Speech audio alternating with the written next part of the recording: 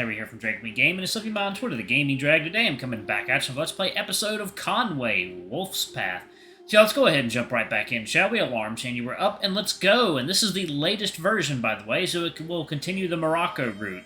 I think all the other versions got updated too, so we should have plenty more content to get through even after we get through Wolf's Path. Anyway.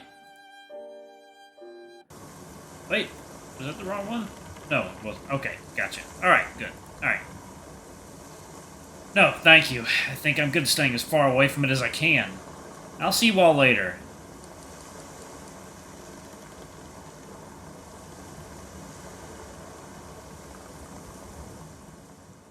Judging by the pile of crumpled papers on her table, Rajeeyah is at work in the ship's infirmary cabin, as you figured she would be. She looks up when you step inside. Mr. Kelly? I wanted to thank you again for sticking your neck out for me. Oh, there wasn't really much of sticking my neck out. Arthur values my advice, at least I like to think he does, and I didn't want him to take things too far. Still, you didn't have to, and I think it helped. Must have helped. Oh? But I came here to say that you won't be able to get rid of me. Just saying, that does lift your spirits a little. Rajeeyah seems to pick up on that, tilting her head slightly to one side. You're staying? I am. Arthur, well, he didn't exactly say how he'd come to change his mind, but he told me to report back aboard. I'm genuinely glad to hear that, James. And that my words didn't fall on deaf ears. Sometimes I think I don't truly understand the life of a sailor. I try to keep everything as organized and proper as it would be in a hospital on land, but my authority ends at the door. And theirs doesn't. It does sound a bit contradictory when she says it sitting next to the mess of paper across her table. She seems a little on edge. Don't know if you're making things better or worse.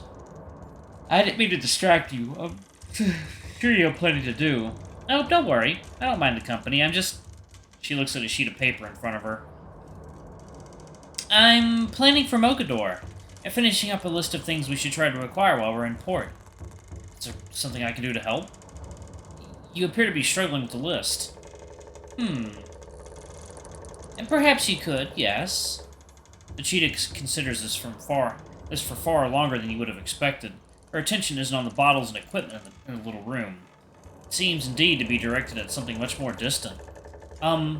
Something the matter? No. She pauses, obviously not quite that simple. Not really. Should I... No, it's not you. It's just that going home always puts me in a bit of a... It brings out the melancholy in me, if you can believe that. You watch as she rises from her chair, takes a step over to let her fingertips run across the cork of a glass bottle. Truthfully, while you've come to think of Rajeeyah as a diligent surgeon, you wouldn't have described her as particularly cheerful. Perhaps she's being a little ironic. You try to think of how best to answer.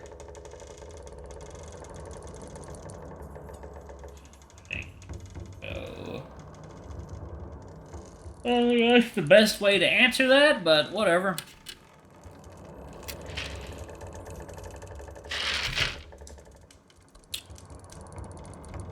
Alright, let's try it. Is it something about how you left, or someone? Yes.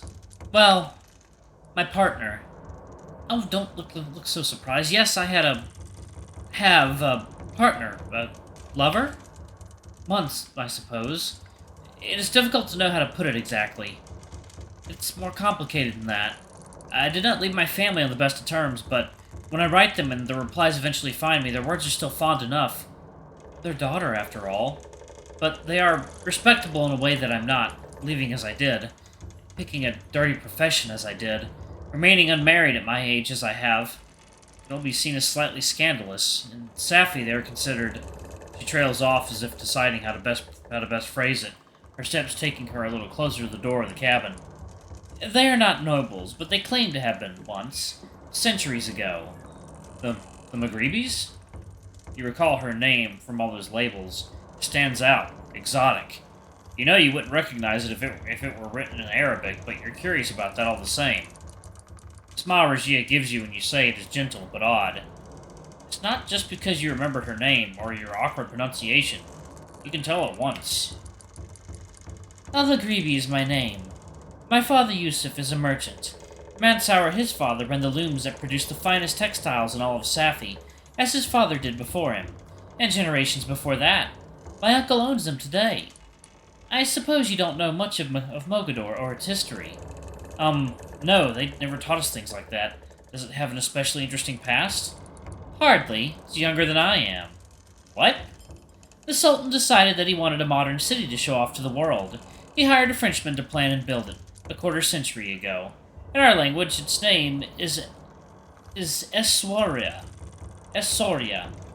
That which is beautifully designed. In your mind, Mogador is a huge, bustling port city. You can picture the steep walls and the crowded bazaars and the sails of 1,000 merchant ships in the harbor. Someone might really just decide to create it from nothing? I never would have guessed. To convince the world to use it, he closed every other harbor. Before that, Safi was the largest and safest seaport in Morocco. My father made our tutors teach us European tongues so that we would be cosmopolitan, at ease anywhere. Even after trade moved to Mogador, he insisted we learn. It was a matter of principle, how we see ourselves. It has worked, I suppose. They're still prosperous.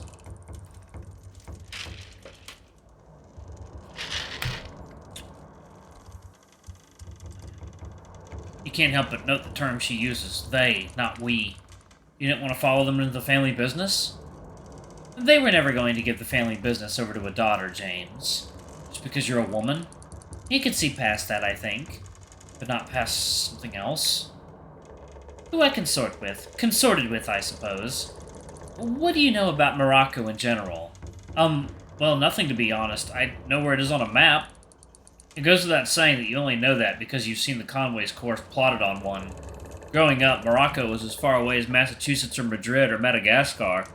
For all intents and purposes, equally distant, beyond a horizon that never extended much past the boundary of your town. I hear the crew talking about it. Sounds exciting. They must do a lot of trading. The cities are quite old. It's hot. Probably? You finish rather weakly, but Rajeeyah seems more amused than anything else. Definitely. My father claims our lineage traces back to Syria and the Umayyads. They conquered Morocco ages ago. Before that, it was the domain of the Amazigh, the people of the desert, of Numidia and Carthage and Mauritania. They nearly conquered Rome. You've heard of Rome, at least, I hope. You must have looked particularly lost. You certainly didn't understand the emphasis she put on the other names, although they sound excitingly foreign and enticing. Does the Conway sell to those places? Maybe Samuel will have something interesting to say on that account. Does it call on Rome, even? Where the Pope lives, sure. Rajeeyah laughs. Now, yes, this isn't the time before the Roman Empire, though. But even today in my homeland, the Amazigh remains objects of fear, if not respect, in some quarters. Fear? Between the looms of the Safi and the bazaars of the Marrakesh, a caravan could encounter difficulties. More dangerous predators than simple asps. Criminals? Gangs? Indeed. Does that happen to your family? Almost. Silence descends between the two of you. Is she waiting for you to say something?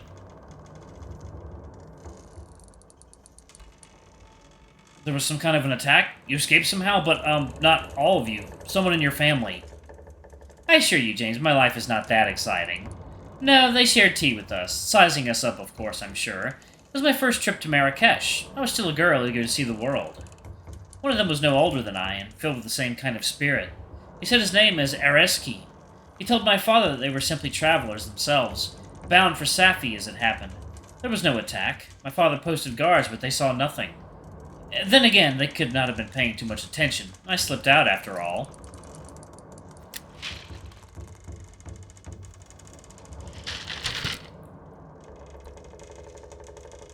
The revelation of a name starts bringing everything into focus. The person who became your partner. That's Areski? He told me such fascinating stories that night. How they lived, where they'd come from, how far they traveled across the desert. He told me about Tripoli, and seeing great warships sailing through the Gibraltar. Was it true? Rajeeyah seems to be lost in thought or reverie. Eventually, she shakes her head. Who can say? At the time, I believed it. Just before the sun came up, he gave me a silver bracelet, worked in the style of his tribe. Well, according to him. He told me it was only a loan, and he'd returned to find out how I liked it. You saw him again, obviously. In Safi, 6 months later. He was claiming to be a traveling scholar who happened to have a book I've been looking for. Nobody remembered him, or else he was so charming that they pretended not to. And his accent! You'd never know, he spoke our dialect flawlessly. I heard it often, after I fell for him. He had me completely under his spell. No, that makes it sound like I was his victim. I wasn't, and he wasn't mine. Others, though? Others? Other lovers, or other victims? Rajeeyah stares at you and curls her muzzle into a kind of smile you'd come to expect from someone like Samuel. Victims? How's that? There was a rich trader, a foreigner, Portuguese, I think, visiting from Mogador. I felt his eyes on me in a coffee house near the harbor, as if I was just something else he might acquire on his travels. Suddenly, Arezki grabbed my necklace and raised his voice. 15! And don't think I'll hesitate to question your honor, woman.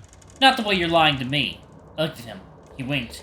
15 dirhams, and you're lucky at that. There's a bit of glass he'd brought to me from Tunis, barely worth more than a bronze phallus or two. But for some reason I told him, firmly as I could, 80. Didn't take more than a few more words before the merchant came over to see what the fuss was about. Arezki explained that I was lying about its worth.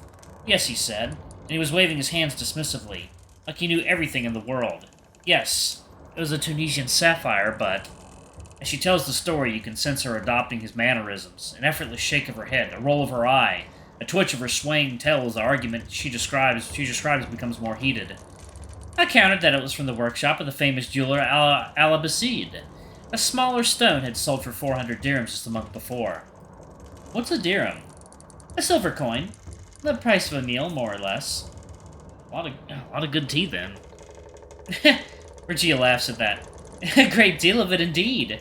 Arezki very patronizingly explained to me and the merchant that the other stone was one cut by Al-Abasid himself. This was from an apprentice, truly bringing out the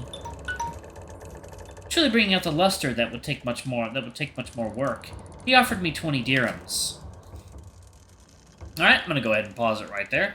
Thank you all so much for watching. Don't forget to like, comment, subscribe, ring that notification bell, and check out our Patreon, YouTube memberships if you can. It always helps. We're in the middle of trying to afford a new computer for my wife. Yeah. So, if y'all want to donate anything, it'll be greatly appreciated. Thank y'all so much. I love you all, and I'll see y'all in the next video. Bye-bye!